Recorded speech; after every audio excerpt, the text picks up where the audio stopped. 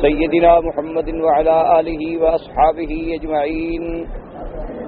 اللهم صل على سيدنا محمد وعلى آل سيدنا محمد كما صليت على إبراهيم وعلى آل إبراهيم في العالمين إنك حميد مجيد. قال الله تبارك وتعالى في كلامه المجيد: أعوذ بالله من الشيطان الرجيم. بسم الله الرحمن الرحيم. ولا تؤتوا السفهاء أموالكم التي جعل الله لكم قياما وارزقوهم فيها واكسوهم وقولوا لهم قولا معروفا وابتلوا اليتامى حتى إذا بلغوا النكاح فإن آنستم منهم رشدا فادفعوا إليهم أموالهم ولا تأكلوها إسرافا وبدارا أن يكبروا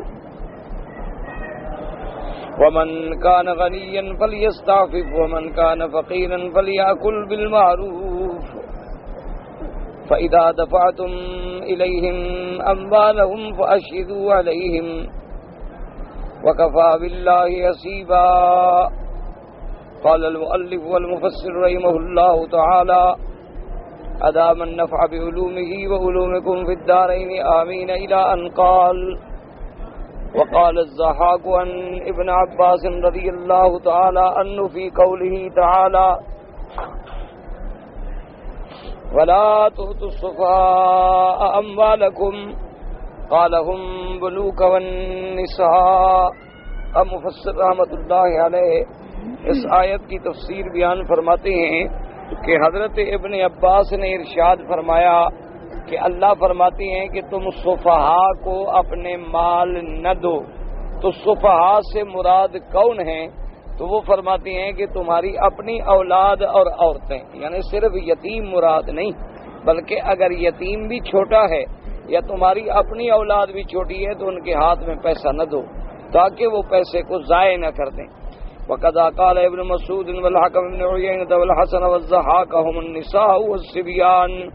حضرت ابن مسعود رضی اللہ تعالیٰ عنہ، حضرت حکم ابن عیینہ، حضرت حسن، حضرت ضحاک، وہ بھی یہی ارشاد فرماتی ہیں کہ اس سے مراد جو ہے عورتیں ہیں اور بچی ہیں. وقال سعید بن جبیر هم الیتامى.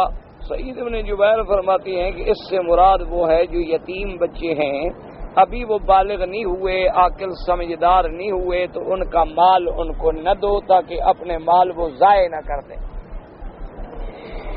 اس کے بعد جناب فرماتے ہیں: وقال مجاہد وإکرمۃ وقتادۃ هم النساء.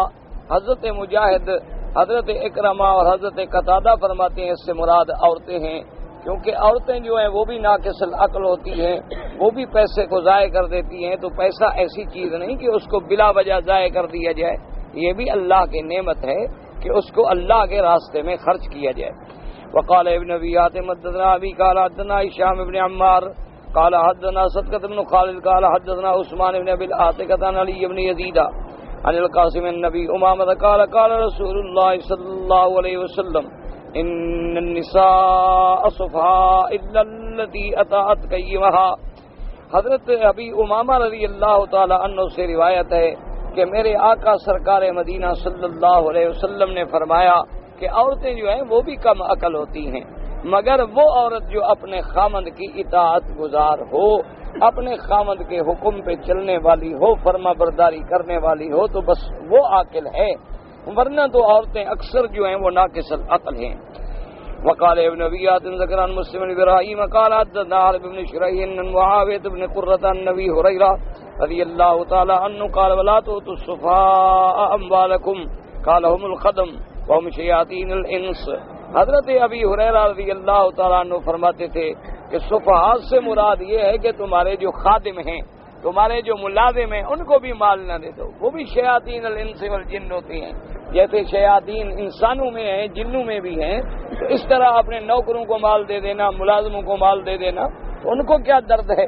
مال تم نے محنت کی ہے، تم نے مزدوری کی ہے، ملازم کا کیا ہے؟ وہ 10 ریال کے بجائے 100 خرچ کرے گا تو تمہارے مال کو ضائع کر دے گا. تو اللہ کی نعمتوں کا ضائع کرنا جو ہے وہ بھی شریعت میں حرام ہے. یعنی آپ اسی سے اندازہ کریں کہ فقہا نے لکھا ہے حدیث مبارک کی روشنی میں کہ اگر دریا بہ رہا ہے اور تم وضو کر رہے ہو تو پانی ضائع نہ کرو، بس اتنی پانی استعمال کرو جتنی تیرے وضو کے لیے ضرورت ہے۔ یہ نہ سمجھو کہ جی دریا ہے تو کیا ہو جائے گا، بس بیٹھے ہو کھیل رہے ہو اور ایک ایک عضو کو 100 دفعہ دھو رہے ہو اور مذاق کر رہے ہو اور پانی ادھر ڈال رہے ہو۔ یہ شرعاً ناجائز ہے کہ اللہ کی نعمت ہے اور اللہ کی نعمتوں کو ضائع نہیں کرنا چاہیے۔ جو پیسے تم ضائع کر رہے ہو اپنی آخرت کے لیے آگے مقدم کر دو، صدقات میں، نفقات میں، خیرات میں، اللہ کے راستوں میں لگا دو۔ اپنے مال کو ضائع کرنے سے شریعت نے منع فرمایا۔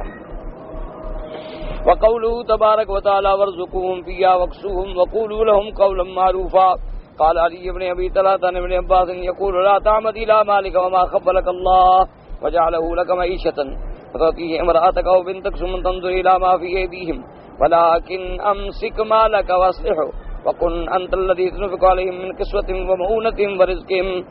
حضرت ابن عباس فرماتے تھے لا تعمد الى مالک وما خولک اللہ، کہ نہ اعتماد کر مال پہ اور جو کچھ اللہ نے تمہیں دیا ہے اور اللہ نے تیری گزران کا ذریعہ بنایا ہے۔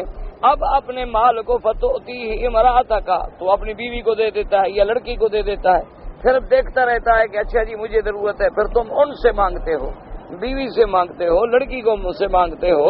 ایسا نہ کرو، بلکہ اپنے مال کو اپنے کنٹرول میں رکھو، اپنے مال کو صحیح جگہ پہ خرچ کرو تاکہ اللہ اس میں برکت دے، اور تم اپنی بیوی بچوں پہ خرچ کرو۔ یہ نہیں کہ تم محتاج بن کے بیوی سے مانگو کہ جناب مجھے پیسے چاہیے، ذرا پیسے تو دے دو، اور اس کو مالک بنا دیا، تو یہ بھی شریعت میں حرام ہے۔ اللہ تبارک و تعالیٰ نے تمہیں مالک بنایا، تم مالک بن کے رہو تاکہ کنٹرول جو ہے وہ تمہارے ہاتھ میں ہو۔ وقال ابن جرير حدثنا ابن مسنى قال حدثنا محمد بن جعفر قال حدثنا شعبة عن فراس الشعبي النبي بردة النبي موسى قال ثلاثة يدعون الله فلا يستجيب لهم رجل له امرأة سيئة الخلق فلم يطلقها ورجل أعطى ماله سفيها وقد قال ولا تؤتوا السفهاء أموالكم ورجل كان له ولا رجل دين فلم يشهد عليه۔ اس روایت میں آتا ہے کہ حضرت ابی موسیٰ فرماتے تھے، حضرت ابی موسیٰ اشعری رضی اللہ تعالی عنہ، کہ 3 بندے ایسے ہیں جو اللہ سے دعا مانگتے ہیں لیکن اللہ ان کی دعا منظور نہیں کرتے۔ ایک تو وہ آدمی کہ رجل لہ امرأۃ سیئۃ الخلق فلم یطلقھا، کہ ایک آدمی ایسا ہے کہ اس کی عورت جو ہے وہ بڑی بدخلق ہے اور پھر بھی اس کو طلاق نہیں دیتا، تو اس کی بھی دعا منظور نہیں ہوتی۔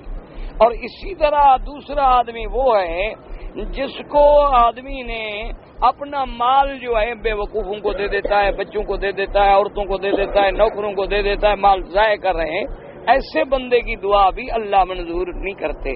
اور فرمایا وَرَجُلٌ كَانَ عَلَى رَجُلٍ دَيْنٌ كَانَ لَهُ عَلَى رَجُلٍ دَيْنٌ، ایک آدمی ہے اس نے کسی کو قرضہ دیا لیکن قرضہ دینے کے وقت گواہ نہیں بنائے، نہ گواہ بنایا، نہ کتابت ہے، نہ تحریر ہے، ایسا بندہ بھی دعا کرے تو اللہ منظور نہیں فرماتے۔ کیا مانا کہ اس نے اللہ کے قرآن کی مخالفت کی ہے۔ اللہ نے فرمایا کہ لا تؤتوا السفهاء اموالکم، کہ مال بے وقوفوں کو نہ دو، تو جب وہ اپنا مال بے وقوفوں کو دے رہا ہے تو اللہ کی مخالفت کر رہا ہے، تو خدا دعا کیوں منظور کرے؟ اللہ نے حکم دیا ہے کہ جب معاملہ کرو تو گواہ بناؤ، باقاعدہ شاہد ہو۔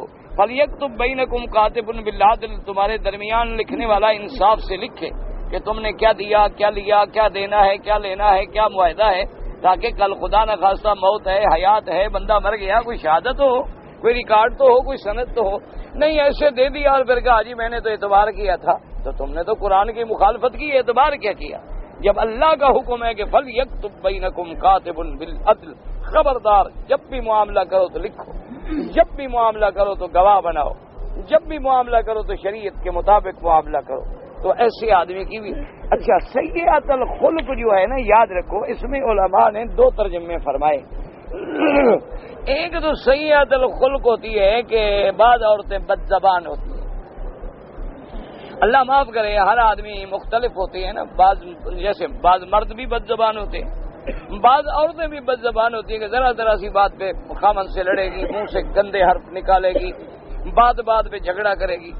تو ایسے معاملات میں ایک حدیث پاک میں آیا ہے عسیٰ ان تکرہوا، قرآن کی آیت میں عسیٰ ان تکرہوا شیئا فہو خیر لکم، کہ بعض اوقات ایک چیز کو تم برا سمجھتے ہو لیکن تمہارے لیے وہ بہتر ہو۔ اسی طرح ایک حدیث مبارک میں بھی آیا کہ اگر عورت کے اندر کوئی خرابی ہے، مثلاً بد زبان ہے یا طویل اللسان ہے، لمبی زبان ہے، ہر وقت کر کرتی رہتی ہے، اگر تم نے اس پہ صبر کیا تو اللہ تمہیں اجر دے۔ یہ جو ہے کہ تم اس کو طلاق دے دو، اس سے علماء نے لکھا ہے سیئات الخلق سے مراد یہ ہے کہ نعوذ باللہ اس کی برے عادات ہیں، یعنی گناہ، اللہ معاف کرے، یعنی عزت کی حفاظت نہیں کرتی، اللہ معاف کرے بد چلن ہے، تو ایسی عورت کو گھر میں رکھنا جو ہے پھر حرام ہے۔ جب وہ عورت زانی آئے، تمہیں پتہ ہے کہ وہ زنا کر رہی ہے، تمہیں پتہ ہے کہ اس کے تعلق فلاں آدمی کے ساتھ غلط ہیں، اس کے بعد بھی اس کو گھر میں بیوی بنا کے رکھو، یہ گناہ، یہ بغیرتی ہے، اور دیوس جنت میں داخل نہیں ہوتا۔ تمہیں قتل کرنے کا شریعت حکم نہیں دیتی کہ ایسی عورت کو قتل کر دو، یہ بھی حکم نہیں، حکم یہ ہے کہ بس طلاق دے دو، دفع کرو، تاکہ تمہارے ذمے تو بلا وجہ گناہ نہ لگے نا، کہ کھلا تم رہے ہو، گھر میں تم نے رکھا ہوا ہے، بیوی تمہاری ہے اور گناہ دوسروں کے ساتھ کر رہی ہے، تو ایسی عورت کو بھی گھر میں رکھنا حرام ہے۔ باقی ہے کہ کچھ زبان گندی ہے، کچھ بات گندی ہے، کچھ منہ سے بول دیتی ہے، لیکن اللہ کا فرمان ہے کہ اگر ایک بری عادت ہو تو کوئی اچھی بھی ہوتی ہے، کوئی اس میں اچھی باتیں بھی ہوتی ہیں۔ بعض عورتیں بد زبان تو ہوتی ہیں لیکن بدکار نہیں ہوتی، بعض عورتیں زبان کی بڑی میٹھی ہیں لیکن بد کردار ہیں، بڑا خامند کی بڑا عزت کر رہی ہے، بڑا احترام کر رہی ہے، لیکن اس کی عزت میں خیانت کرتی ہے، تو ایسی عورت کا رکھنا گھر میں ناجائز ہے۔ اس لیے حکم ہے کہ ایسی عورت کو طلاق دے دو، تاکہ اس سے کوئی اور اچھا شوہر مل جائے جو قابو کر سکے۔ تم تو اس کو قابو نہ کر سکے، اگر تم قابو کر سکتے تو وہ تمہاری اگر سواری اور تمہارا جانور تمہارے ہاتھ میں ہو تو کیوں لوگوں کے گھاس میں منہ مارے؟ تو اگر تم قابو نہیں کر سکتے ہو تو چھوڑو، کوئی اور اچھا ملے گا ڈنڈے والا اس کو جو سیدھا کرے گا، اور تمہیں اللہ کوئی شریف عورت دے گا۔ اور اسی طرح جب کسی کو قرضہ دو، لین دین کرو، معاملات کرو، باقاعدہ لکھو، اگر لکھنے کا موقع نہیں دو آدمی گواہ بناؤ، دیکھو جی میں قرضہ دے رہا ہوں، اتنا پیسے ہیں، آپ گواہ ہیں، کل میں مر جاؤں یا یہ مر جائے تو کم سے کم اولاد جو ہے وہ ادا کر سکے۔ اسلام تو ہر سبق ہمیں سکھاتا ہے، ہر معاملہ ہمیں سکھاتا ہے کہ گھر کی زندگی کیسے گزارو، معاملات کیسے ہوں، اپنے پیسے کو کیسے صرف کرو، ایک ایک سبق دیتا ہے اسلام۔ اور اس کے بعد فرماتے ہیں وقال قال حدثنا محمد بن جعفر، اور اس کے بعد فرماتے ہیں وقال مجاہد وقولوا لهم قولا معروفا، یعنی بالبر والصلۃ، اور جب تم یتیموں سے یا کمزوروں سے جب بھی اب بات کرو تو بات اچھی کرو، اچھی بھلائی کی بات کرو، کہ یتیم ہے تمہارے پاس، اس کا مال ہے تو اس کو اچھی بات سمجھاؤ کہ بیٹا تمہارا مال ہم نے تمہارے لیے روکا ہوا، کیا تم چھوٹے ہو ضائع نہ کر دو، جب تم بڑے ہو جاؤ گے یہ تمہاری امانت ہے۔ اور بعض لوگ ایسے بھی ہوتے ہیں ماشاءاللہ کہ یتیموں کے مال کو بڑی محفوظ تجارت میں ڈال دیتے ہیں، جب وہ بڑے ہوتے ہیں ماشاءاللہ تو ان کو لاکھوں کا نفع بھی ہو جاتا ہے، تو یہ اللہ پاک اور اس کو بدلہ عطا فرمائے۔ لیکن ایسے معاملات میں ڈالنا چاہیے جہاں نقصان کا خطرہ نہ ہو، کیونکہ یتیم کا مال ہے، غریب کا مال ہے، یہ تو نہیں کل کو بیچارہ بڑا ہو تو اس کا اصل ہی ڈوب جائے، نہیں، ایسی اپنی طرف سے یعنی تم محفوظ چیز ڈھونڈ کے اس کے مال کو ڈال دو تاکہ اللہ اس کو برکت دے، تاکہ جب وہ بڑا ہوگا، جوان ہوگا، اس کو بھی تو پیسے کی ضرورت ہوگی، تو اگر اس کا تمہارے پاس 2 لاکھ ہے، مثال کے طور پہ تم نے ایک پلاٹ اس کے لیے لے کے اسی کے نام رجسٹری کرا کے کاغذات باقاعدہ امانت رکھ دی، اب وہ ماشاءاللہ 20 سال کے بعد جب آئے گا تو ہو سکتا ہے وہ اس کا 20 لاکھ میں بک جائے، تو اللہ تبارک و تعالیٰ اس کو اتنا فائدہ پہنچا دے تو تمہیں بھی قیامت میں اجر ملے گا کہ تم نے یتیم کے مال کو بڑھانے کی کوشش کی، تم نے یتیم کے مال میں اضافہ کرنے کی کوشش کی، اور پھر یتیم کے مال میں تم نے اپنی طرف سے کوئی تصرف نہیں کیا، باقاعدہ اس کے نام رجسٹری ہے، کاغذ ہے، دیوار ہے، قبضہ ہے، اور باقاعدہ کاغذات جو ہیں کسی امین آدمی کے پاس محفوظ ہیں کہ جی مجھ پہ موت آ جائے تو یہ یتیم کا مال، اس کو آپ مہربانی کر کے اس کا قبضہ دے دیں، تو اللہ تبارک و تعالیٰ پھر تمہارے رزق میں بھی برکتیں عطا فرماتے ہیں۔ اس کے بعد جناب فرماتی ہیں مفسر رحمۃ اللہ علیہ وادی آیت الکریمۃ ضمنۃ الاحسان الہ وان تطلج بالفعل من الانفاق بالکساب والرزاق والکلام الطیب وتحسین الاخلاق، اس آیت میں اللہ نے حکم دیا کہ اپنے گھر والوں کے ساتھ بھی اچھی بات کرو، قولا معروفہ کے ساتھ بات کرو، جو لوگ تیرے زیر اثر ہیں، یتیم ہیں، بچے ہیں، چھوٹے ہیں، بیوی ہیں، نوکر ہیں، سب سے اچھی بات کرو، ان پہ جائز خرچ کرو، ان کو کپڑا پہنچاؤ، ان کو کھانا پہنچاؤ، ان کے ساتھ حسن خلق کے ساتھ پیش آؤ۔ وقوله تبارک وتعالی وابتلوا اليتامى حتى اذا بلغوا النکاح قال ابن عباس وجاز الحسن والسدی ومقاتل اختبروهم وابتلوا الیتامى کا کیا معنی؟ ای اختبروهم، ان کا امتحان کرو، حتی اذا بلغوا النکاح قال مجاہد یعنی الحلم، یعنی جب وہ بالغ ہو جائیں. قال الجمهور من العلماء البلوغ في الغلام تارة يكون بالحلم وهو يرى في منامه ما ينزل بالماء الدافق الذي يكون منه الولد حتى لم يبلغ الحلم. حلم کہتے ہیں خواب. خواب سے مراد کیا ہے کہ نیند میں احتلام کا آنا، اس میں پانی کا نکلنا جس سے غسل واجب ہو جائے، تو یہ بالغ ہونے کی علامت ہے. تو اس لیے کہ جب یتیم بالغ ہو جائے، اچھا بعض بالغ 12 سال میں ہو جاتی ہیں، بعض 15 سال میں، بعض 16 سال میں، بعد 18 سال میں، یہ مختلف احوال ہیں. اور جو گورنمنٹ ہمارے قانون بنا دیتی ہے نا کہ 18 سال، یہ غلط ہے. ایک بچہ 12 سال سے بالغ ہے تو 6 سال وہ پھر رہا ہے. اچھا ایک آدمی 18 سال میں بھی آگے مشکل سے بالغ ہوتا ہے. تو حالات ہیں، بعض کمزور ہیں، بعض علاقے ٹھنڈے ہیں، بعض علاقے گرم ہیں. بہرحال جب وہ بالغ ہو جائے، عاقل ہو جائے، سمجھ آ جائے. وفی سنن ابی داؤد ان علی رضی اللہ تعالی عنہ قال حفظت من رسول اللہ صلی اللہ علیہ وسلم لا یتم بعد احتلام ولا صمات یوم الى اللیل. حضرت علی رضی اللہ تعالی عنہ سے ارشاد ہے، آپ فرماتی ہیں کہ میں نے حضور پاک سے یاد کیا ہے، آپ نے فرمایا کہ جب احتلام آ جائے، بالغ ہو جائے، اب یتیم نہیں رہا، اب تو جوان بن گیا. اسی طرح جب رات آ جائے تو پھر روزے کا کیا مطلب؟ بس غروب ہوا اور روزہ ختم، افطار ہو گیا. یہ نہیں کہ شیعہ کی طرح بیٹھے رہو جب تک تارے نہ نکلیں افطار نہیں کریں گے. اب اس روایت کا خود حضرت علی آپ راوی ہیں حضور پاک صلی اللہ علیہ وسلم. ثم اتم الصیام الی اللیل، یعنی جب یوں ہی بس سورج غروب ہو، اور حضور نے فرمایا جب تک میری امت افطار میں جلدی کرے گی اور سحری کھانے میں دیر کرے گی تو وہ حق اور خیر پہ رہے گی. یعنی جب افطار کا وقت آئے تو بس جلدی افطار کریں، اور سحری جو ہے سب سے آخری وقت میں کریں تاکہ اللہ تبارک و تعالیٰ کے نبی کی سنت حاصل ہو جائے. اس کی وجہ کیا ہے؟ حکمت ہے، تاکہ کوئی آدمی تکبر میں مبتلا نہ ہو جائے. میں جی بڑا روزے دار ہوں، بیٹھا ہوں جی، کوئی نہیں 2 گھنٹے اور نہیں کھائیں گے، اچھی طرح اطمینان ہو جائے کہ رات ہو گئی ہے. نا، ہم شریعت کے پابند ہیں. بس اللہ کا حکم ہے افطار افطار، اللہ کا حکم ہے کہ ساری کھاؤ کھاؤ. ہماری بہادری کیا ہے؟ ہماری طاقت کیا ہے؟ ہماری بہادری یہ ہے کہ ہم تابع ہوں شریعت محمد مصطفیٰ صلی اللہ علیہ وسلم. جہاں حکم ملے آمنا و صدقنا. اب دیکھو کعبہ شریف کے 4 کونے ہیں. ایک کونے پہ ہاتھ لگانے کا حکم، ایک کونے پہ بوسہ دینے کا حکم ہے، اور 2 کونوں پہ نہ ہاتھ لگاتے ہیں نہ بوسہ. حالانکہ وہ بھی تو خدا کا گھر ہے، لیکن جو حکم ہے آمنا و صدق. اللہ کے نبی نے جہاں ہاتھ لگایا وہاں ہاتھ لگانا سنت. میرے سرکار نے جہاں بوسہ فرمایا وہاں بوسہ دینا سنت. اور جہاں حضور نے نہ اشارہ کیا، نہ ہاتھ لگایا، نہ بوسہ دیا، وہاں نہ کرنا سنت. اسی کا نام دین ہے کہ جو حضور فرمائیں اس سے ذرا ادھر ادھر نہ ہو. اب دیکھیں نا کہ حضور کس کا بھلا، کوئی دنیا میں ایسا بدبخت ہے جو حضور سے زیادہ کسی کو شان والا سمجھتا ہو. بھائی کافروں کو تو چھوڑے نا، کافر تو مانتا ہی نہیں، تو اس سے کیا جھگڑا. یعنی کوئی مسلمانوں میں ایسا فرقہ ہو سکتا ہے جو حضور کی شان کو کسی سے کم سمجھے. حضور تو یعنی تمام اللہ کی مخلوق میں سب سے افضل، سب سے اکمل، سب سے اجمل، سب کے سردار. لیکن دیکھو علماء نے مسئلہ لکھا ہے کہ نماز میں جب درود پڑھو تو اللہم صلی علی محمد وعلی آل محمد، تو اگر کوئی محبت میں اللہم صلی علی سیدنا محمد کا نہ، یہ حدیث کے مخالف. نماز میں تم لفظ سید نہیں بڑھا سکتے، جو حضور نے سکھلایا ہے بس، نہ ایک لفظ آگے نہ ایک لفظ پیچھے. ورنہ حضور تو سید کیا، سیدوں کے بھی سید ہیں.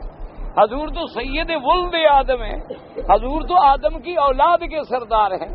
حضور کے بیٹے بھی ہمارے سردار، حضور کے غلام بھی ہمارے سردار. جو حضور کا غلام بن گیا وہ ہمارے لیے سردار ہے. لیکن حکم کیا ہے کہ بھئی حضور نے چونکہ نماز میں خود سکھلایا ہے کہ اللہم صلی علی محمد وعلی آل محمد کما صلیت علی ابراہیم وعلی آل ابراہیم فی العالمین انک حمید مجید۔ اب کوئی کہ اللہم صلی علی سیدنا وقائدنا وحبیبنا وشفیعنا محمد، ہاں نماز کے باہر پڑھو، پڑھتے رہو، کوئی بات نہیں، کوئی ایسی بات نہیں، کیونکہ نماز کے علاوہ اگر کوئی آدمی پڑھ رہا ہے اور اس نے اضافہ کر دیا کہ سیدنا و امامنا و قدوتنا و حبیبنا و شفیعنا و قرۃ اعیننا محمد صلی اللہ علیہ وسلم، کوئی ایسا۔ لیکن نماز اور عبادات ایسی چیز ہیں جن میں آپ اپنی طرف سے کوئی لفظ نہیں بڑھا سکتے۔ اصل بات یہ ہے میرے بھائی، اللہ کے کعبے میں ہم بیٹھے ہیں الحمدللہ، اللہ کا حرم ہے، قرآن سامنے کھلے ہوئے ہیں، بات جھگڑے کی نہیں، بات دین کے سمجھنے کی۔ اللہ سے دعا کریں اللہ ہمیں جھگڑوں سے بچائے، اللہ ہمارے دلوں میں بغض اور اناد اور حسد دور فرما دیں، بات جھگڑے کی نہیں ہے۔ دیکھنا مثلا ایک آدمی اذان سے پہلے پڑھتا ہے ان اللہ وملائکتہ یصلون علی النبی یا ایھا الذین آمنوا صلوا علیہ وسلموا تسلیما الصلاۃ والسلام علیک یا رسول اللہ الصلاۃ والسلام علیک یا حبیب اللہ، اور اس کے بعد پھر اذان کہتا ہے، تو اب جھگڑا نہ قرآن کی آیت سے ہے نہ درود سے ہے۔ اذان جو ہے یہ عبادت ہے، یہ دین ہے، اس میں ہم اپنی طرف سے کوئی ٹکڑا نہیں لگا سکتے۔ مسئلہ یہ ہے سمجھانے کا۔ لوگ لڑ پڑے، دیکھو وہابی وہابی وہابی کہتے سلام نہ پڑھو، سلاد نہ پڑھو، سلام پاگل۔ یہ بات لڑائی جھگڑے کی ہے ہی نہیں، کچھ عقل کرو۔ اگر لڑائی جھگڑے کی بات ہو تو پھر تو نماز میں بھی نہ پڑھیں السلام علیکم ایھا النبی ورحمۃ اللہ وبرکاتہ، السلام علینا وعلی عباد اللہ الصالحین، اشہد ان لا الہ الا اللہ واشہد ان محمدا عبدہ ورسولہ۔ لیکن حکم کہ اچھا اب جب نماز میں اشہد ان محمدا عبدہ ورسولہ، اگر کوئی کہہ دے خلیلہ ورسولہ حبیبہ ورسولہ، کیوں؟ اس لیے کہ وہ اپنی طرف سے لفظ بدل رہا ہے اور اس کا ہمیں حق نہیں ہے۔ حضرت بلال جب اذان شروع کرتے تو کہاں سے؟ اللہ اکبر سے، ان اللہ و ملائکتہ سے شروع نہیں کرتے تھے، صلاۃ و سلام سے شروع نہیں کرتے تھے۔ تو مسئلہ صرف اتنا ہے، علماء یہ کہتے ہیں کہ جو چیز حدیث میں، قرآن میں، سنت میں ثابت نہیں، اس کو خدا کے لیے دین نہ بناؤ۔ اور دوسرے آدمی وہ کمزوری سے فائدہ اٹھاتے ہیں، دیکھو جی وہاں بھی ہیں صلاۃ و سلام سے جلتے ہیں، دیکھا او بھائی ہم صلاۃ و سلام ہی پڑھ رہے ہیں نا، کیا کر رہے ہیں؟ ہم نے قرآن کی آیت ہی پڑھی ہے نا۔ اچھا اگر تم رکوع میں جاؤ تو کیا پڑھو گے؟ ہاں جی نہیں، جب نماز پڑھتے ہو رکوع میں کیا پڑھتے ہو؟ اچھا آج رکوع میں تم شروع کر دو الحمدللہ رب العالمین الحمدللہ رب العالمین الحمدللہ رب العالمین، رکوع ہو جائے گا؟ کیوں؟ قرآن پڑھ رہے ہو، گناہ تو نہیں کر رہے ہو۔ اچھا اتحیات میں جب بیٹھو تو شروع کر دو یاسین والقرآن الحکیم انک من المرسلین علی صراط مستقیم تنزیل العزیز الرحیم، نماز ہو جائے گی؟ کیوں؟ تم قرآن نہیں پڑھ رہے ہو۔ تو مسئلہ سمجھنے کا کیا ہے کہ جہاں تسبیح ہے وہاں قرآن ہم نہیں پڑھ سکتے، جہاں قرآن پڑھنا ہے وہاں تسبیح نہیں پڑھ سکتے، جہاں تشہد ہے وہاں سورۃ یاسین نہیں پڑھ سکتے، جہاں اذان ہے وہاں ان اللہ و ملائکتہ نہیں پڑھ سکتے، جہاں صلاۃ و سلام کا حکم ہے اس کے علاوہ نہیں پڑھ سکتے، ورنہ بدعت ہوگی، اور کل بدعت ضلالہ، اور ہر بدعت گمراہی ہے، اور گمراہی کا ٹھکانہ جہنم۔ بات سمجھنا سمجھانے کی ہے، اللہ کے لیے بات سمجھا کریں، باتوں کو دل میں رکھا کریں، ورنہ کون دنیا میں ہے جو حضور کے درود سے روکے؟ آپ سارا دن درود شریف پڑھیں، آپ ساری دنیا کے وظیفے چھوڑ دیں درود شریف پڑھیں، کون مسلمان روکتا ہے؟ سارا دن آپ چلتے پھرتے اٹھتے بیٹھتے سوتے سارا دن درود پڑھیں، کون بدبخت ہے جو آپ کو درود سے روکے گا؟ حتیٰ کہ ایک صحابی نے کہا حضور میں اتنا پڑھتا ہوں وظیفے اور اتنا درود پڑھتا ہوں، ہم نے فرمایا درود بڑھا دو۔ اس نے کہا اچھا حضور آدھا درود شریف، یعنی میرے پاس اگر 4 گھنٹے ہیں 2 گھنٹے درود پڑھوں گا اور 2 گھنٹے باقی وظیفے۔ حضور نے فرمایا اور درود بڑھاؤ۔ اس نے کہا اچھا حضور 3 گھنٹے درود پڑھوں گا 1 گھنٹے باقی۔ آپ نے فرمایا میرا درود اور بڑھاؤ۔ اس نے کہا اچھا حضور پھر 4 گھنٹے سارے درود ہی پڑھوں گا۔ آپ نے فرمایا تو اب تمہارے ہر ہم غم سب مصیبتیں اللہ خود ٹال دیں۔ تو تم درود پڑھو، چلتے ہوئے پڑھو، بیٹھے اٹھتے سوتے گھر میں ہر حال میں، لیکن دین میں ٹکڑا لگا کے بدعت کا ارتکاب نہ کرو۔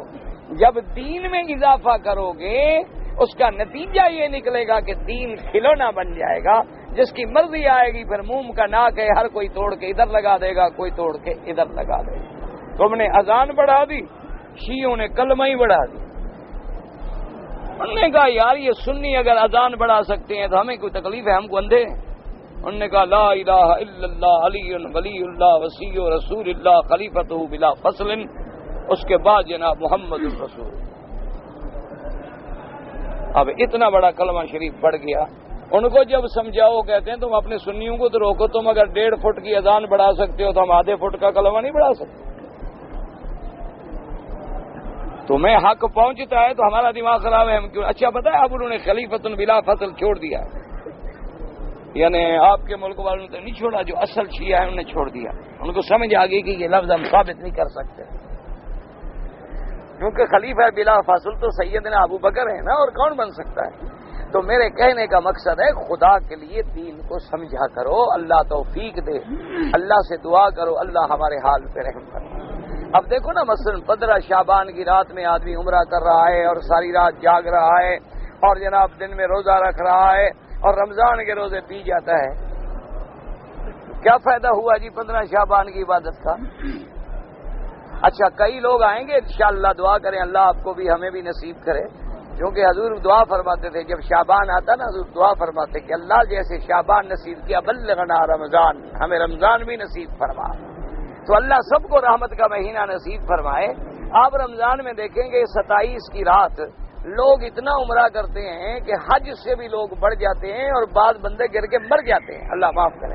اچھا فجر کی نماز جب ہو جائے نا، آپ ذرا حرم سے باہر نکلیے گا، ہزاروں آدمی سو رہے ہوں گے، فجر کی نماز ختم، ساری رات جاگتا رہا عمرہ کرتا رہا کہ 27 کی رات لیلۃ القدر کی رات فجر کی نماز نہیں پڑھی، تھیلے کا فائدہ نہیں۔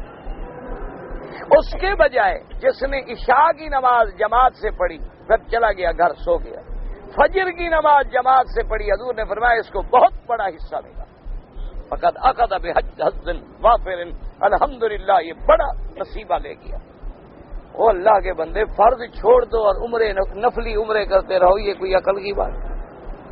ہمارے ہاں مصیبت یہ بن گئی ہے کہ مسجد کو سلام کریں گے نماز نہیں پڑھیں گے، ابا جان کو خط لکھیں تو لکھیں گے قبلہ و کعبہ و پتہ نہیں کیا کیا بلا، لیکن بات بیوی کی مانے گا، قبلہ کعبہ باہر ہو رہا ہے۔ ہمارا حال ایسے ہو گیا، دعا کرو اللہ ہمیں صراط مستقیم پہ چلائے، اللہ ہمیں حضور مدنی پاک کی غلامی نصیب، اللہ حضور کے نقش قدم پہ زندہ رکھے، اسی پہ موت عطا فرمائے، اور اللہ ہمیں قیامت میں حضور کے ہاتھوں سے حوض کوثر نصیب فرمائے۔ اللہ ہماری ظاہری باطنی بیماریاں دور فرما دے۔ مسئلے کو سمجھا کرو، لوگوں نے جھگڑے بنا دیے، یہ وہابی یہ وہابی یہ وہابی، فلاں ہو گیا فلاں ہو گیا، نبی کے منکر، ولی کے منکر، اولیاء کے منکر، قبر کے منکر، درود کے منکر، فاتحہ کے منکر۔ انا للہ و انا الیہ راجعون۔ جو آدمی ایمان سے کہو اتنا مسواک لکڑی کا نہیں چھوڑتے کہ حضور کی سنت ہے، ہر وقت بیچاروں کے جیب میں مسواک، ہر وقت، کیوں؟ بھی حضور کی سنت۔ جو حضور کی سنت میں لکڑی چھوڑنے کے لیے تیار نہیں ہے وہ تو حضور کو نہیں مانتے۔ اور ہم عاشق رسول ہیں جو نہ نماز پڑھتے ہیں نہ روزہ رکھتے ہیں، بس سبحان اللہ جی، اور جی بس سبحان اللہ، حضور کے ہم غلام ہیں، ماشاء اللہ۔ ایسے غلام جی اللہ معاف کرے، تم نوکر رکھو کام نہ کرے، کتنے دن رکھو گے؟ حضور کے غلام ہو تو حضور کی کوئی بات بھی تو مانو، حضور کے حکم پہ بھی تو چلو۔ اب جناب فرماتے ہیں وفی الحدیث اللہ کرنا عائشہ وغیرہ من الصحابہ رضوان اللہ تعالی علیہم عن النبی صلی اللہ علیہ وسلم قال رفع القلم عن ثلاثۃ، یعنی ان پر عذاب نہیں ہوتا، لکھا نہیں جاتا، عن الصبی، چھوٹا بچہ ہے، حتی یحتلم، جب تک کہ وہ احتلام یعنی بالغ ہو جائے، او یستکمل 15 سنۃ، یا کم از کم 15 سال کا ہو جائے، وعن النائم حتی یستیقظ، اگر کوئی سونے والا ہے جب تک بیدار نہ ہو، نیند میں کوئی بات نکل گئی، اللہ فرماتے ہیں نیند میں اس کو تو پتہ ہی بیچارے کوئی نہیں، وعن المجنون حتی یفیقہ، اگر کوئی دماغ خراب ہو گیا، خدا نہ کرے پاگل ہو گیا، جب تک اس کا دماغ صحیح نہ ہو اس پر بھی کچھ نہیں لکھا جاتا، اللہ فرماتے ہیں ملائکہ کو مت لکھو۔ اس کا تو عقل ہی نہیں. شریعت عقل والے کے لیے، پاگل ہے اس کو کیا پتا ہے کہ میں کیا کر رہا ہوں. تو ان تینوں پر یہاں وَأَخَذُوا ذَلِكَ مِنَ الْحَدِيثِ الثَّابِتِ فِي الصَّحِيحَيْنِ عَنْ ابن عمر رضی اللہ عنہما. صحیحین میں یعنی بخاری اور مسلم میں حدیث موجود ہے. حضرت عبداللہ ابن عمر فرماتے ہیں قال عرضت على النبي صلى الله عليه وسلم يوم احد وانا ابن 14 فلم يجزني وعرضت يوم الخندق وانا ابن 15 سنة فاجازني فقال عمر بن عبد العزيز ان هذا الفرق بين الصغير والكبير. جنگ جب آئی حضور کی خدمت میں حاضر ہوا کہ مجھے بھی جنگ میں جانے کی اجازت دی جائے. حضور نے فرمایا تمہاری عمر کتنا ہے؟ تو میں نے کہا 14 سال. حضور نے اجازت نہ دی. اب فرمایا نہیں ابھی تم بچے ہو. فرماتے ہیں جب خندق کا موقع آیا میں پھر پیش ہوا. میں نے کہا حضور مجھے جنگ میں جانے کی اجازت دیں. آپ نے فرمایا عمر کتنی ہے؟ میں نے کہا 15 سال. آپ نے فرمایا ٹھیک ہے اب اجازت ہے، اب تم جوان ہو گئے ہو، اب تم جہاد میں جا سکتے ہو. تو حضرت عمر بن عبدالعزیز رحمۃ اللہ علیہ اسی حدیث کو پیمانہ بناتے تھے کہ اگر آدمی کی عمر 15 سال ہو جائے تو سمجھو اب بالغ ہو گیا، بڑا ہو گیا. اگر کم ہے تو ابھی وہ جوانی کے حکم میں نہیں آئے گا. تو وہ اسی کو فرق کرتے تھے بین الکبیر والصغیر کہ بھئی 15 سال کی عمر والا جو ہے وہ بڑا ہے، جوان ہے، اس سے کم عمر والا چھوٹا ہے. واختلفوا في نبات الشعر الخشن او الفرج وهي الشعر ذلك لا بلوغ لا لا صاج فرق في الثالث بين صبيان المسلمين فلا يدل على ذلك احتمال المعالجه وبين صبيان اهل الذمه ويكون بلوغهم في يقين لانه لا يتعجل بها الى ضرب الجزيه عليه فلا يعالج وصي ان بلوغ في الجميع لان هذا امر جبلي يستوي فيه الناس واحتمال المعالجه بعيد. ثم قد دلت السنه على ذلك بالحديث الذي رواه الامام احمد عن عطيه القرظي قال رضنا النبي صلى الله عليه وسلم امر من ينظر من انبت وقال من انبت قتل من لم ينبت خلا سبيله وكنت في من لم ينبت فخلا سبيلي وقد اخرجه اهل السنن اربعه بنحوه. اب جناب مفسر رحمۃ اللہ علیہ فرماتے ہیں کہ بھئی اگر آدمی کے مثلا تحت السرہ ناف کے نیچے جو بال ہیں یہ بال آ جائیں تو کیا یہ بھی علامت بلوغت سمجھی جاتی ہے یا نہیں سمجھی جاتی؟ تو بعض علماء فرماتے ہیں کہ بھئی اگر تو اہل ذمہ میں ہے تو نہیں سمجھی جائے گی تاکہ جزیہ جلدی نہ لیا جائے، اور اگر وہ اہل ذمہ میں نہیں تو سمجھی جائے گی. لیکن مفسر فرماتے ہیں یہ بھی علامت ہے، یہ بھی قدرتی چیز ہے کہ وہاں بال آنے کا جو ہے یہ بھی علامت بلوغ ہے. یعنی آدمی کے بالغ ہونے کے بعد ہی وہاں بالوں کا آنا شروع ہوتا ہے، چاہے وہ اہل ذمہ ہو چاہے وہ اہل ذمہ میں نہ ہو. اسی لیے بنی قریظہ یہودیوں کا جب محاصرہ ہوا اور اس کے بعد جب وہ قیدی آئے تو حضور نے فرمایا کہ جتنے بچے تھے ان کے بارے میں حکم دیا گیا ابھی دیکھو ان کے بال نکلے ہیں تحت السرہ ناف کے نیچے یا نہیں نکلے، اگر نکلے ہیں تو ان کو قتل کر دو، بالغ ہو گئے ہیں، اور اگر نہیں نکلے ہیں تو ان کو چھوڑ دو، بچے ہیں ان کا کوئی جرم نہیں ہے. تو کہتے ہیں کہ میں ان لوگوں میں تھا ابھی بال میرے نہیں نکلے تھے تحت السرہ تو میں بچ گیا، مجھے چھوڑ دیا گیا.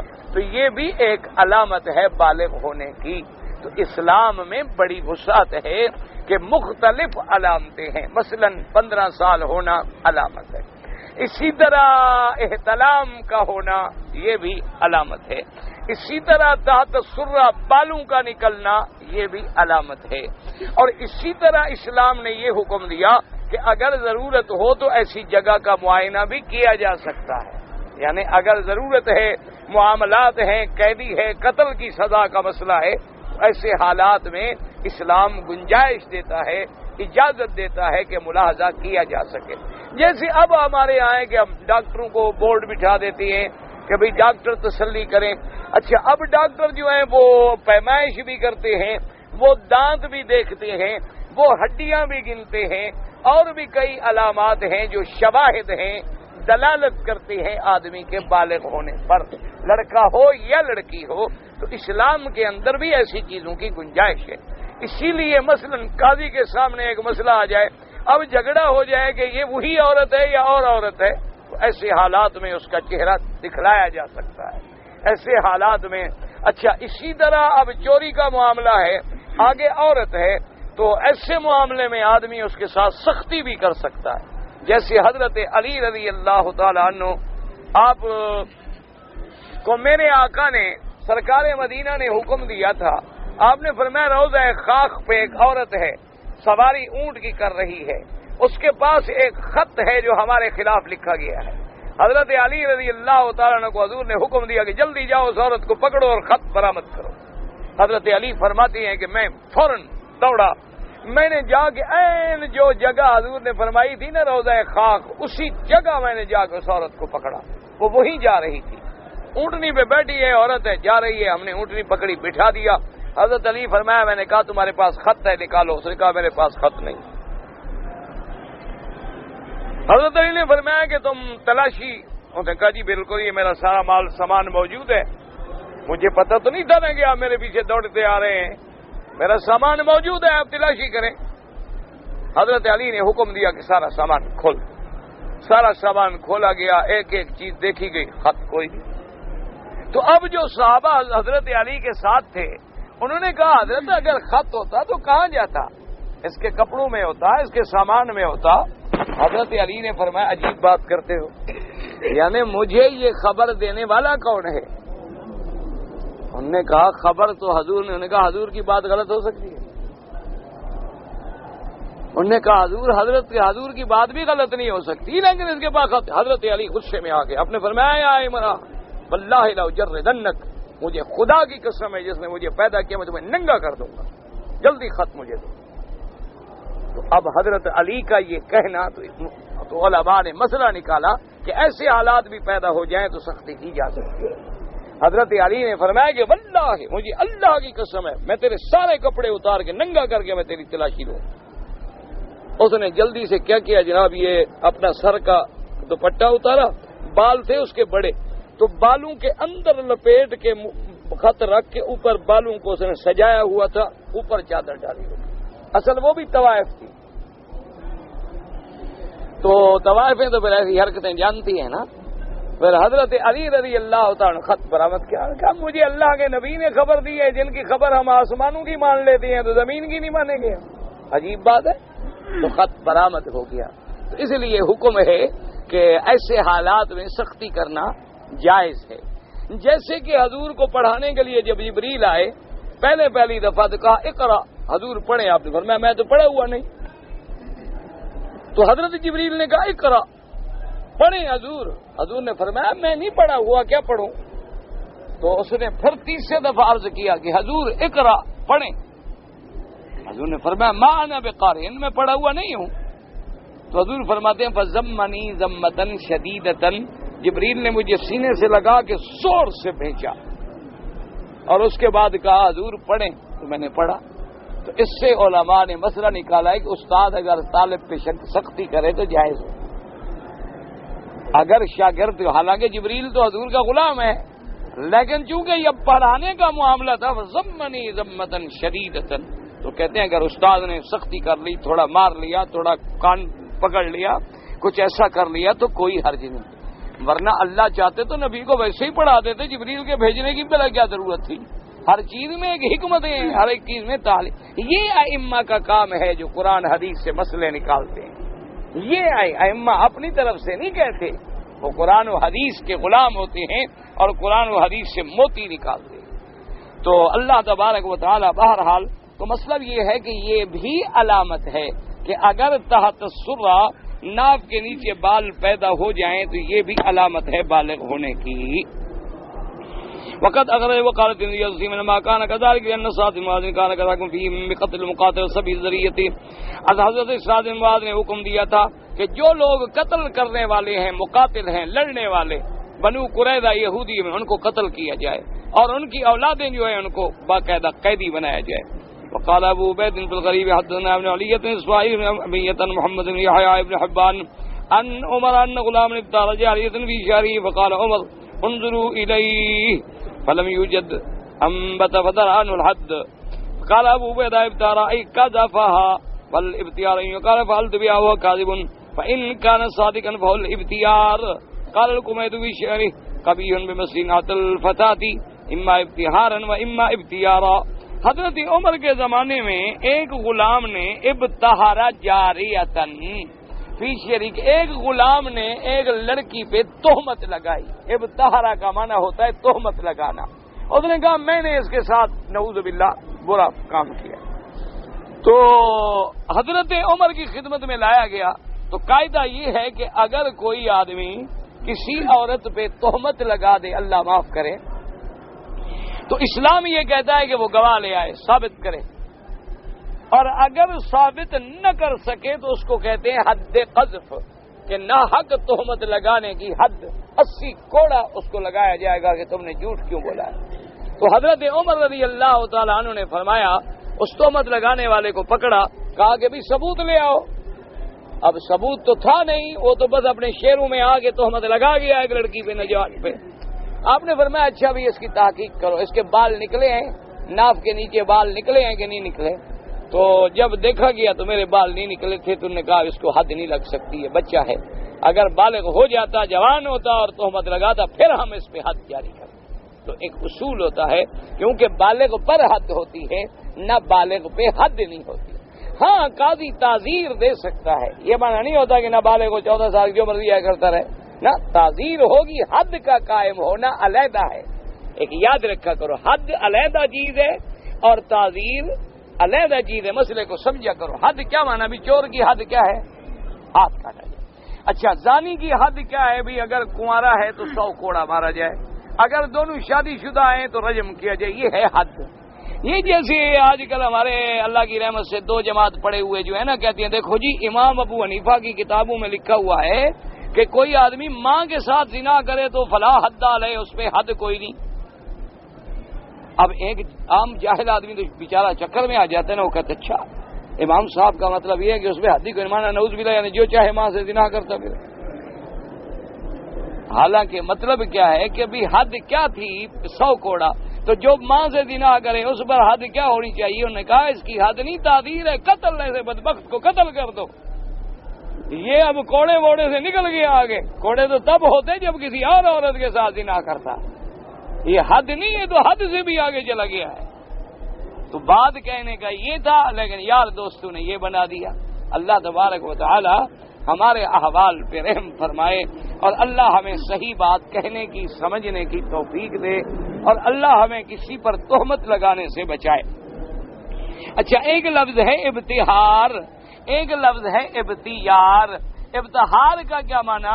کہ کوئی کہے میں نے زنا کیا لیکن نہ کیا ہو، جھوٹا ہو. ابتیار کا معنی ہے کہ واقعتاً وہ سچا ہو اور اس نے کیا بھی ہو. وقوله عز وجل فإن آنستم منهم رشدا فادفعوا إليهم أموالهم قال سعيد بن جبير يعني صلاحا في دينهم وحفظا لأموالهم. اللہ نے فرمایا جب یتیموں کے اندر رشد آ جائے، رشد کا کیا معنی؟ دین کے اندر صلاحیت آ جائے، اپنے اموال مالوں کی حفاظت کرنے کا عقل آ جائے، پھر یتیموں کا مال ان کے حوالے کر دو. جب وہ عقل والے ہو جائیں، سمجھ والے ہو جائیں، مال کی حفاظت کرنے کے قابل ہو جائیں، اب ان کا مال اپنے قبضے میں رکھو. وقد روى ابن عباس والحسن البصري وغير واحد من الأئمة وكذا قال الفقهاء إذا بلغ الله مسلما لدينه وماله انفك الحجر ويسلم إليه ماله الذي تحت يد وليه. فقهاء کرام لکھتے ہیں کہ جب یتیم بچہ جو ہے وہ اس قابل ہو جائے کہ اس کو دین کی بھی سمجھ ہے، اپنے مال کی حفاظت کرنا بھی جانتا ہے، اب مال جو ہے اس کو دے دو، اب پابندی ختم. جو مال ولی کے پاس ہے یتیم کو دے کے بابا یہ گواہوں کے سامنے مال لے لو، یہ تمہارا مال ہے، اب تم جانو تمہارا کام جانو. وقوله تبارک وتعالى ولا تاكلوا اسرافا وبدارا ان يكبروا ينهى تعالى عن اكل اموال اليتامى من غير حاجة ضرورية اسرافا وبدارا اي مبادرة قبل بلوغهم. اللہ پاک نے فرمایا کہ خبردار یتیموں کے مال کو جلدی جلدی نہ کرو کہ جلدی جلدی کھا جاؤ کہ بالغ ہونے سے پہلے ہی ختم ہو جائے. یعنی یتیم کا مال ہے تمہارے پاس تو یتیم کے مال کو کھانا شروع کر رہا ہے کہ جلدی ختم ہو جائے، بالغ ہو تو السلام علیکم جناب ہمارا مال سب ختم ہو جائے. اللہ نے فرمایا ایسا نہ کرو، یتیم کے مال کی حفاظت کرو. اگر تم غریب ہو تو اتنی کھاؤ جتنی تمہیں ضرورت ہے، اس کے مال میں نجائز چیز نہ کھاؤ. اسرافاً وبدارۃ یعنی مبادرۃ قبل بلوغہم کہ ان کے بالغ ہونے سے پہلے ان کے مال کو ختم کر دو. ثم قال تعالی ومن كان غنيا فليستعفف ان ولا ياكل منه شيء. اگر تم غنی ہو اور تمہارے پاس یتیم ہے تو افضل یہ ہے کہ یتیموں کے مال سے بالکل نہ کھاؤ. ہاں تم فقیر ہو، غریب ہو اور یتیم کی حفاظت بھی کر رہے ہو تو اتنی کھا سکتے ہو جتنی ضرورت ہے. یہ نہیں کہ ضرورت ہو تمہیں 2 ریال کی تو کھا جاؤ 20 ریال، ضرورت ہے تمہاری 2 ریال کے کپڑے کی اور تم 200 ریال کپڑا میٹر والا پہننا شروع کر دو گے. یتیم کا مال ہے. مثال تو مشہور ہے نا کہ چوری کا مال ہو تو پھر گز جو ہیں وہ لکڑیوں کے ہوتے ہیں، کیونکہ مال جو چوری کا ہے وہ خریدا ہوا تھوڑا ہے کہ صحیح پیمانے سے ناپا جائے. تو جب آدمی کے دماغ میں یہ آ جائے کہ یتیم کا مال ہے تو پھر ماشاءاللہ جناب وہ 2 روپے گز کے کپڑے کے بجائے 20 روپے کا پہنے گا.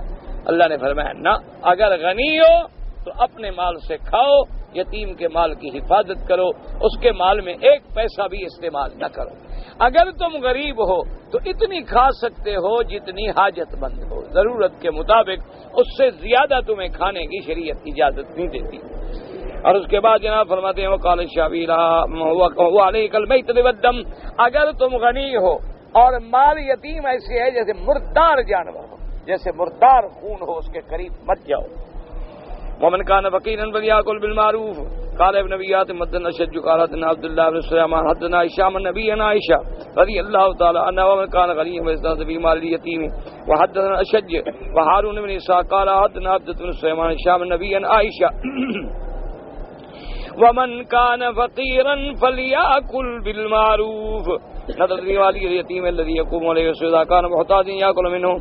اگر تم یتیم کے والی ہو، یتیم کے نگران ہو تو اس کے مال میں سے اتنا کھا سکتے ہو جتنا تیری حاجت ہے، ضرورت ہے، قدر ضرورت تم استعمال کر سکتے ہو، اس سے زیادہ نہیں. وحدثنا ابي قال حدثنا سعيد الصحاني حدثنا علي بن مسر هشام النبي عائشة رضي الله تعالى عنها قالت انزلت هذه الآية في والي اليتيم ومن كان غنيا فليستعفف ومن كان فقيرا فليأكل بالمعروف بقدر قيامه عليه.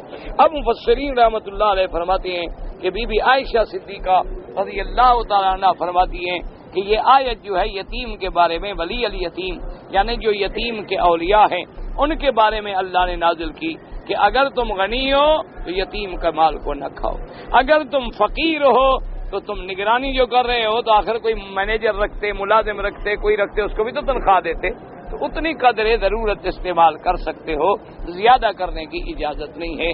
واللہ تعالی عالم علمہ اتم. میں بے روزگار ہوں، میرے لیے روزگار کی دعا کریں، اللہ تمام بے روزگاروں کو روزگار عطا فرمائے.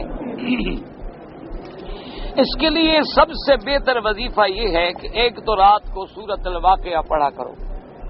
سورۃ الواقعہ یاد نہ ہو قرآن شریف کھول لو پڑھ لو. اور دوسرا یہ ہے کہ دن ہو رات ہو وضو ہو نہ ہو کثرت کے ساتھ استغفر اللہ استغفر اللہ استغفر اللہ استغفر اللہ استغفار کی کثرت کیا کرو. جو آدمی استغفار کثرت سے پڑھتا ہے اللہ کے قرآن کا وعدہ ہے یمددکم ربکم باموال وبنین، اللہ فرماتے ہیں ہم اس کے مال میں بھی برکت دیتے ہیں، اس کی اولاد میں بھی برکت دیتے ہیں. تو لہذا ہر وقت استغفر اللہ ربی العظیم من کل ذنب واتوب الیہ استغفر اللہ الذی لا الہ الا هو الحی القیوم واتوب الیہ. اگر یہ لمبا تمہیں یاد نہ ہو تو بس استغفر اللہ استغفر اللہ استغفر اللہ استغفر اللہ. چلتے پھرتے اٹھتے بیٹھو ہے نہیں ہے، کاروبار ہے، نوکری ہے، دکانیں چل رہے ہو، بس تم دیکھو پھر اللہ کی شان کے کیسے رزق کے دروازے کھلتے ہیں. میری والدہ مرحومہ جو ہیں وہ فوت ہو گئی، اللہ مغفرت کرے، والد کو صحت، اللہ سب بیماروں کو صحت دے. میری دادی بیمار ہیں، اللہ تمام بیماروں کو شفاء کاملہ عطا فرمائیں. تو اللہ ہر مسلمان کو شفاء کاملہ عطا فرمائیں.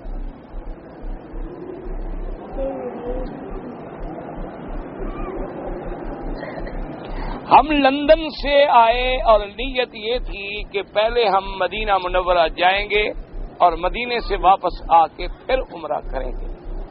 لیکن جب ہم جدہ اترے تو آگے ہمیں مدینہ منورہ کے لیے ہوائی جہاز کی سیٹیں نہ مل سکیں، پھر ہمیں مجبوراً مکے آنا پڑا اور احرام سب نے وہاں سے باندھ لیا جدہ سے. پھر کوئی دم نہیں کیونکہ آپ کی نیت مدینے جانے کی تھی، لندن سے سیدھا مکے آنے کی نیت ہی نہیں تھی.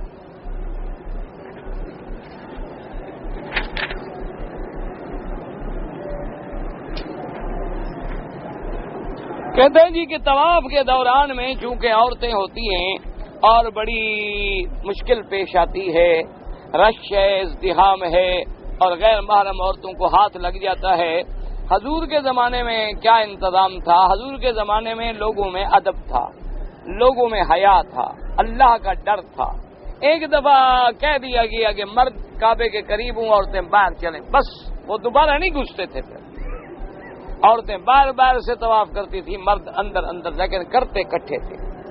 باقی یہ ہے کہ وقت مقرر کر دیں میرے بھائی، یہ مشکل بات ہے، کیونکہ وقت مقرر کر دیں اور تمہارے جانے کا وقت آئے تو پھر طواف الوداع کا کیا کرو گے؟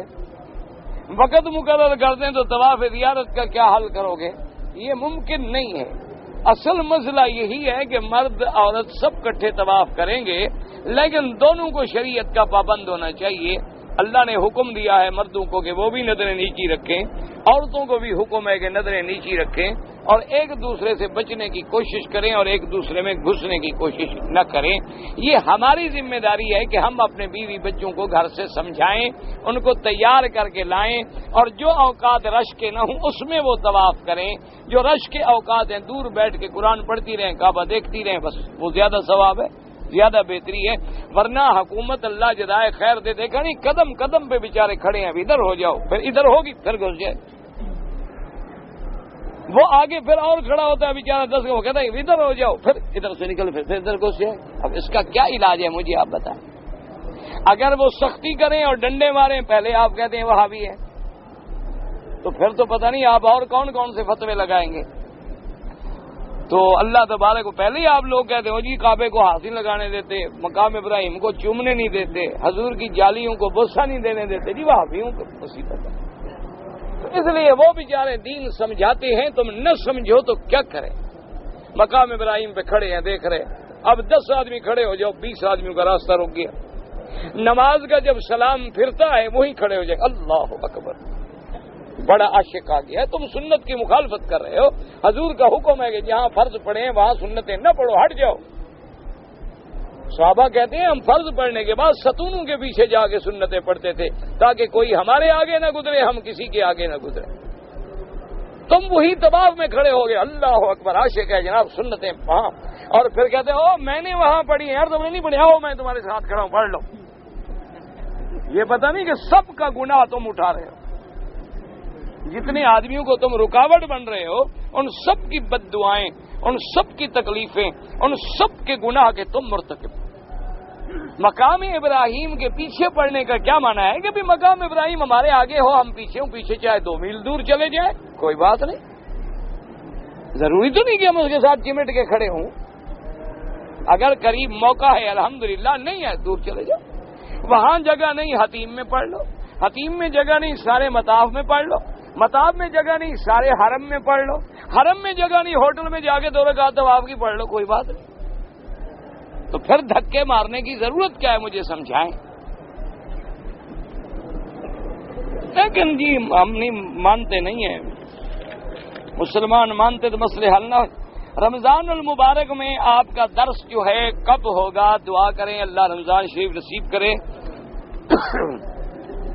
رمضان المبارک میں میرے بھائی چونکہ مغرب کے بعد لوگ کھانے کے لیے گھر جاتے ہیں اور پھر عشاء کے بعد تراویح ہوتی ہے، وتر ہوتی ہے، اس لیے شام کو درس نہیں ہوگا، صرف صبح کی نماز کے بعد انشاءاللہ درس ہوگا، فجر کی نماز کے بعد، لیکن وہ درس عربی میں ہوگا، اردو میں نہیں ہوگا۔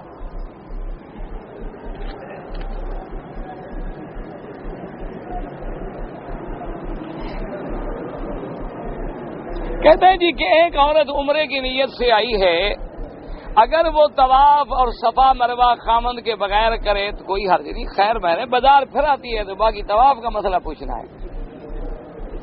جب مزار میں چلی جاتی ہے خامند کے بغیر، ساری شاپنگ واپنگ کر لیتی ہے ماشاءاللہ، تو کوئی کچھ نہیں ہوتا، خیر مہر ہے، طواف صفا کر سکتی ہے علیحدہ۔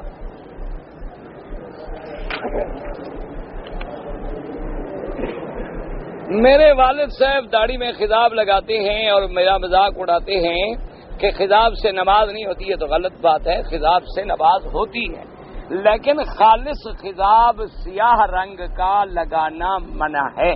جمہور کی اجازت یہ ہے کہ اگر سیاہ میں تھوڑا کوئی اور رنگ ملا دیں، لال یا بسمہ یا مہندی، تو کوئی حرج نہیں۔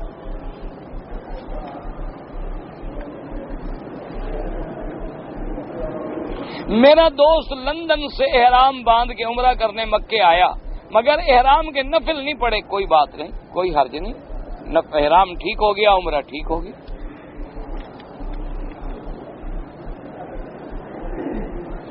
میرے چاچے کے بیٹے نے غصے کی حالت میں اپنی بیوی کو طلاق دی۔ بھائی تو غصے میں ہی طلاق دیتا ہے، محبت میں کون طلاق دیتا ہے؟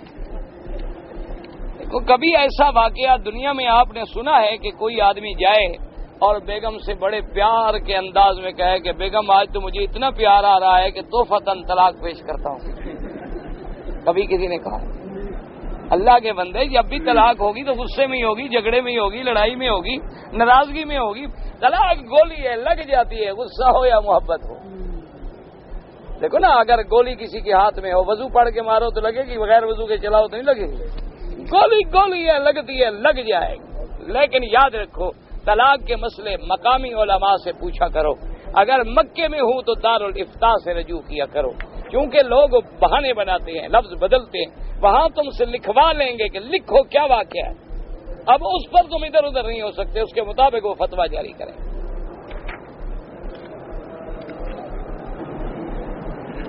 کہتے ہیں جی میں حج پہ گیا تھا، وہاں آخری دن میں نے 10:30 بجے شیطان کو کنکریاں ماری تھیں۔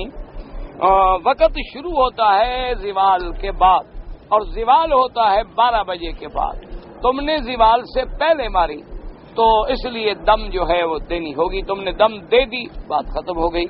اچھا، بعض علماء گنجائش لکھتے ہیں کہ اگر اسی دن تم نے مثلا سیدھا جدہ فلائٹ ہے تمہاری جانا ہے، تو پھر اگر کسی نے قبل زوال مار لی تو کہتے ہیں دم نہیں پڑتی، یعنی گنجائش ہے کہ اس دن اگر تم سیدھا نکل گئے بس پھر رکے نہیں ہو تو پھر تم دم سے بچ جاتے ہو، ورنہ تمہیں دم دینی ہوگی، کیونکہ وقت سے پہلے اب کوئی آدمی ابھی فجر کی نماز پڑھ لے گا، یار پتہ نہیں کل نیند نہ کھلے، دیکھو نا، ابھی کوئی آدمی عشاء پڑھ کے فجر بھی پڑھ لے گا، عشاء بھی پڑھ لیتے ہیں، پتہ نہیں نیند آ جائے نہ اٹھے، تو جب تک وقت نہیں ہوگا نماز ادا نہیں ہوگی۔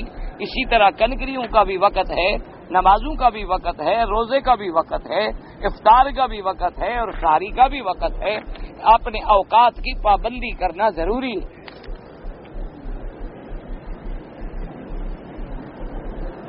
میری دادی کی صحت جو ہے وہ ٹھیک نہیں رہتی۔ بابا جب آدمی بوڑھا ہو جائے تو صحت کیا ٹھیک رہے گی؟ بڑھاپے کا بھی کوئی علاج ہے دنیا؟ اللہ الذی خلقکم من ضعف ثم جعل من بعد ضعف قوة ثم جعل من بعد قوة ضعفا وشیبا۔ اللہ فرماتے ہیں تم پہلے ضعیف ہوتے ہو، پھر میں تمہیں طاقت دیتا ہوں، طاقت کے بعد پھر میں تمہیں ضعیف کر دیتا ہوں، بوڑھے ہو جاتے ہو۔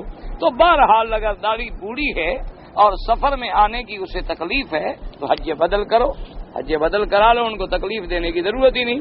اسلام تو کسی کو تکلیف نہیں دیتا، اسلام تو رحمت کا دین ہے، اسلام تو خیر کا دین ہے، اسلام تو نعمت کا دین ہے۔ حج بدل کراؤ، اور حج بدل میں بھی دیکھو، جو مثلا ایک آدمی پیسے دے رہا ہے کہ بھائی تم جا کے میری دادی کا حج کرو، تو اسلام یہ کہتا ہے کہ پیسے دینے والا، حج بدل کرنے والا اور جس کا حج بدل کر رہا ہے، اللہ فرماتے ہیں تینوں کا حج برابر لے، سب کو حج کا ثواب برابر مل گیا، تو اس میں کتنا بڑا فائدہ ہے۔ اور بعض حدیثوں میں ہے جو لوگ اپنی ماں یا اپنے باپ کا حج بدل کریں، اللہ حکم دیتے ہیں 10 حج لکھ دو اس میں۔ تو اللہ تبارک و تعالیٰ کی شریعت تو بڑی آسان ہے، لیکن ہم شریعت کو سمجھنے کی کوشش کریں۔ اللہم صلی علی سیدنا محمد وعلی آل سیدنا محمد وبارک وسلم۔ یا اللہ یا رحمان یا رحیم یا حی یا قیوم یا ذی الجلال والاکرام یا الہنا الہ کل شیء الہ واحد لا الہ الا انت اللہم انت الميسر لكل يسير وانت على كل شيء قدير اللهم يسر امورنا وامور اولادنا وامور بناتنا وامور المسلمين اللهم اقض حاجاتنا یا قاضی الحاجات یا سمیع الدعاء یا مستجیب الدعوات اللهم اجعل لنا وللمسلمين من كل هم فرجا ومن كل ضيق مخرجا ومن كل بلاء عافيا اللهم نور وجوهنا بنور الايمان اللهم نور قلوبنا بنور العرفان اللهم ارزقنا علوم الاحاديث والقرآن۔